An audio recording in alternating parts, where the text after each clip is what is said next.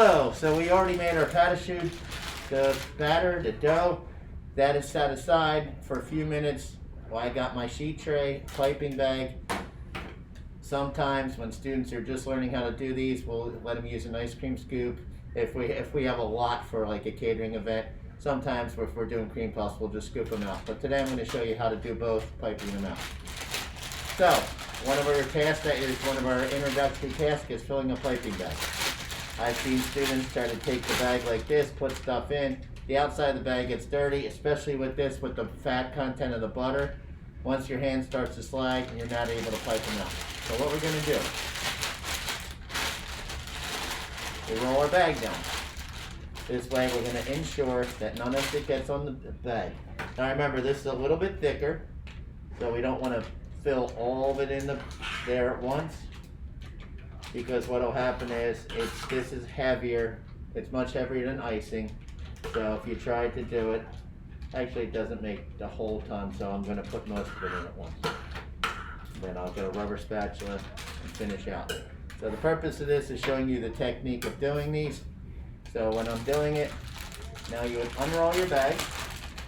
So the outside of our bag is clean. And then if you're right-handed, you're going to take it, twist until you see it start to come out. And then that way you get all the air out. So we'll start with our cream puffs first. So doing a cream puff, let's see. I'm going to elevate this a little so you can see it. Perfect. So with the cream puffs, you're going to start at the height you want the cream puff, and you're just going to let this come out and then pop up. So same thing, start as however high you want them. They will make that nice circular shape. And then what you may see in some of the videos and what somebody has taught me before, you got a sink, right? No. What you're going to do, you just take a wet hand and you push them down to shape them out a little bit. So that's, if your hand is wet, it works much better. If your hand is not wet and you're trying to push them down, most likely you'll have pate choux stuck all over your hand. So that's our cream puffs. I'm going to do half cream puffs. I'm not going to show you all of them. I'm going to show you a few of them. Then with your eclair, think about, they're going to puff out a little bit to the side, but they're going to puff up really high. So if you have them really thin and really high, they're going to be kind of misshapen. So this, again, the cream puffs are a little easier because they'll just expand out in a circle.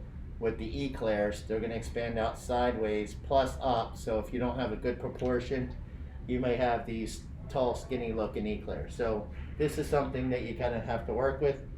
So just like the other ones, I'm going to keep piping till I get the shape I want. So this will give us eclair. And the hardest thing with these are, a lot of times you'll see if you buy them in a bakery, they're in individual papers, such as you'd see a cupcake. So if all of a sudden you have these and they're bigger than the paper or really smaller than the paper, they're not going to look good. So if you get your first one down, you're just going to follow the same pattern. And as you can see at the end, I pull back, but again, they'll have that little tail on them. So you just, again, wet your finger and push that tail in. Now, normally with the eclairs, what I'll do, the top will actually be the bottom, because the bottom will be flat. We'll flip them over, we'll fill them, and then we'll put chocolate on the top. So even though where you see this is, that would generally be your bottom. And that's filling or piping out cream puffs and eclairs. Like I said, I'm going to do the rest off camera. We're going to bake them, and then generally after that 5 minutes of baking, you want to make sure when you cook them, third part where people tend to mess up is cook them till the insides are dry.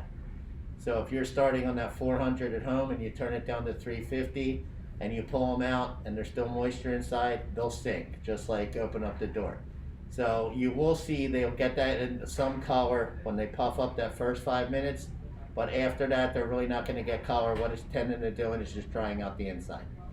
So if worse comes to worse and it's the first time you're making them or you haven't made them in a while, you can pull one out, cut it open, and see what the moisture feels like inside. If it still feels a little gooey, probably got 5 or 6 minutes more to go.